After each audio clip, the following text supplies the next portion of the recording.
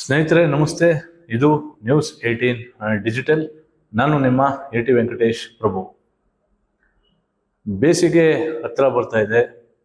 ಈಗಾಗಲೇ ತಾಪಮಾನ ಕೂಡ ಬಹಳ ದೊಡ್ಡ ಪ್ರಮಾಣದಲ್ಲಿ ಕಾಣಿಸ್ತಾ ಇದೆ. ಮಾರ್ಚ್ ಕಳೆದು ಏಪ್ರಿಲ್ ಮೇ ತಿಂಗಳಲ್ಲಿ ಬಹಳಷ್ಟು ನೀರಿನ ಸಮಸ್ಯೆ ಎದುರಾಗುವಂತಹ ಸಾಧ್ಯತೆ ಇದೆ. ಈ ನಿಟ್ಟಿನಲ್ಲಿ ಈಗಾಗಲೇ ಏನು ಬೆಂಗಳೂರು ದಕ್ಷಿಣ ಜಿಲ್ಲೆಯಲ್ಲೇ ಅತಿ ಹೆಚ್ಚು ಕೆರೆಗಳು ಇರತಕ್ಕಂತಹ ತಾಲೂಕು ಅಂದರೆ ಅದು ಚನ್ನಪಟ್ಟಣ. ಈಗ ಚನ್ನಪಟ್ಟಣ ಸಂಪೂರ್ಣವಾಗಿ ನೀರಾವರಿ ಕೂಡ ಆಗಿದೆ.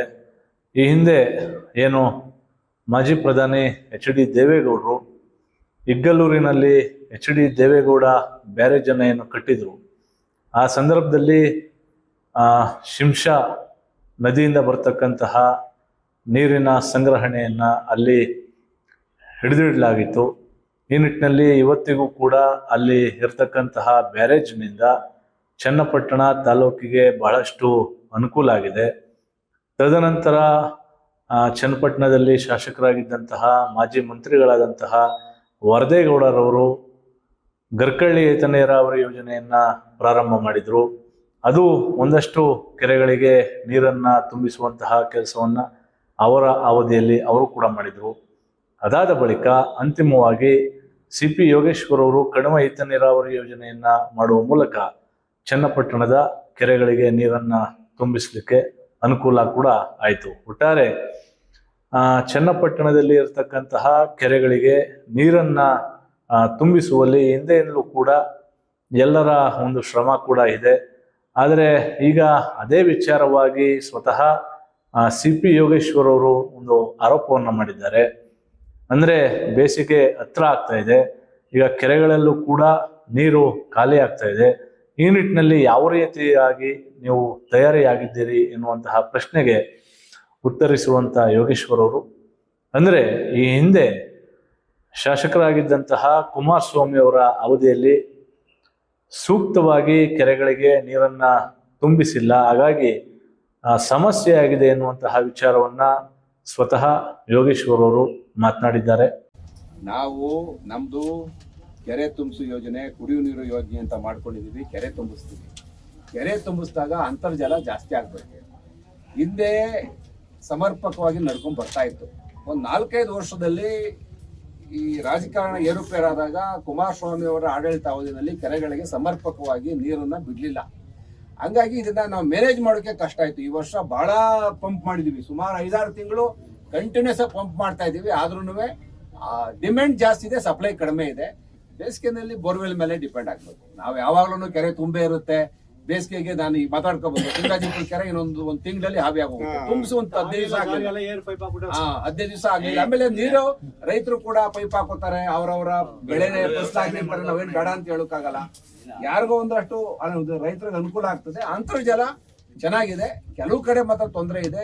ಮುಂದಿನ ದಿನಗಳಲ್ಲಿ ಸರಿ ಹೋಗ್ತದೆ. ಅಂದ್ರೆ ಈ ವಿಚಾರವಾಗಿ ಸ್ವತಃ ಏನು ಹಿಂದೆ ಕುಮಾರಸ್ವಾಮಿ ವರ್ಸಸ್ ಯೋಗೇಶ್ವರ್ ಎನ್ನುವಂತಹ ಒಂದು ರಾಜಕೀಯ ಗುದ್ದಾಟ ಕೂಡ ಬಹಳಷ್ಟು ದಿನಗಳ ಕಾಲ ನಡೀತು.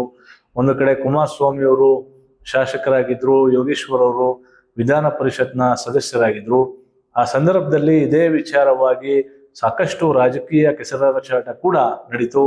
ಒಂದು ಕಡೆ ಕುಮಾರಸ್ವಾಮಿ ಅವರು ಮಾತನಾಡ್ತಾ ನಾನು 100ಕ್ಕೂ ಹೆಚ್ಚು ಕೆರೆಗಳನ್ನ ತುಂಬಿಸಿದ್ದೇನೆ ಅನ್ನುವಂತಹ ಮಾತನ್ನ ಅವರು ಹೇಳಿದ್ರೆ, ಮತ್ತೊಂದು ಕಡೆ ಯೋಗೇಶ್ವರ್ ಅವರು ಅವರಿಗೆ ಚನ್ನಪಟ್ಟಣದಲ್ಲಿ ಯಾವ್ಯಾವ ಕೆರೆ ಅಂತೇಳಿ ಸರಿಯಾಗಿ ಮಾಹಿತಿ ಇಲ್ಲ ಎನ್ನುವಂತಹ ಮಾತನ್ನ ಅವರು ಕೂಡ ಆ ಸಂದರ್ಭದಲ್ಲಿ ಆಡಿದರು. ತದನಂತರ ಬಿಜೆಪಿ ಜೆಡಿಎಸ್ ಮೈತ್ರಿ ಆದಂತಹ ಸಂದರ್ಭದಲ್ಲಿ ಇದೇ ಕುಮಾರಸ್ವಾಮಿ ಮತ್ತೆ ಯೋಗೇಶ್ವರ್ ಅವರು ಇಬ್ಬರೂ ಕೂಡ ಒಂದಾಗಿ ಕೆಲ ದಿನಗಳ ಕಾಲ ಒಂದು ಸಂಬಂಧ ಚೆನ್ನಾಗಿದ್ದಂತಹ ದಿನಗಳನ್ನು ಕೂಡ ಜನ ನೋಡಿದ್ದಾರೆ. ಆದರೆ ರಾಜಕೀಯ ಏನೇ ಇದ್ರೂ ಕೂಡ ಈಗ ಬೇಸಿಗೆ ಹತ್ರ ಆಗ್ತಾ ಇದೆ. ಹಾಗಾಗಿ ಕೆರೆಗಳಿಗೆ ನೀರನ್ನ ತುಂಬಿಸುವಂತಹ ಜವಾಬ್ದಾರಿ ಜನಪ್ರತಿನಿಧಿಗಳ ಮೇಲೆ, ಪ್ರಮುಖವಾಗಿ ಅಧಿಕಾರಿಗಳ ಮೇಲೆ ಇದೆ. ಯಾಕಂದ್ರೆ ಕಳೆದ ಅವಧಿಯಲ್ಲಿ ಏನು ಕುಮಾರಸ್ವಾಮಿ ಅವರು ಶಾಸಕರಾಗಿದ್ದಂತಹ ಸಂದರ್ಭದಲ್ಲಿ ಶಾಸಕರ ಒಂದು ಸೂಚನೆ ಇದ್ರೂ ಕೂಡ ಅಧಿಕಾರಿಗಳು ಸಮರ್ಪಕವಾಗಿ ಕೆಲಸವನ್ನ ಮಾಡಲಿಲ್ಲ ಎನ್ನುವಂತಹ ಮಾತುಗಳು ಕೂಡ ಅಲ್ಲಲ್ಲಿ ಕೇಳಿಬಂತು. ಜೊತೆಗೆ ಪೈಪ್ಲೈನ್ಗಳು ಕೂಡ ಅಲ್ಲಲ್ಲಿ ಡ್ಯಾಮೇಜ್ಗಳಾಗಿದ್ವು.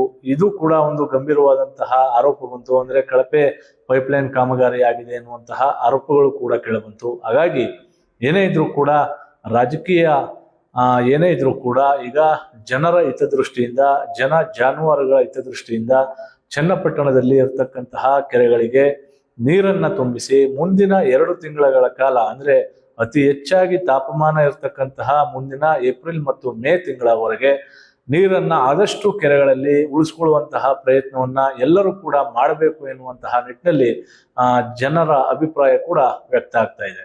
ನಿರ್ಭೀತ, ನಿಷ್ಪಕ್ಷಪಾತ, ವಿಶ್ವಾಸಾರ್ಹ ಸುದ್ದಿಗಳಿಗೆ ಮತ್ತೊಂದು ಹೆಸರಾಗಿರೋ ನ್ಯೂಸ್ 18 ಕನ್ನಡ ಈಗ ಆಪ್ನಲ್ಲೂ ಲಭ್ಯ ಇದೆ.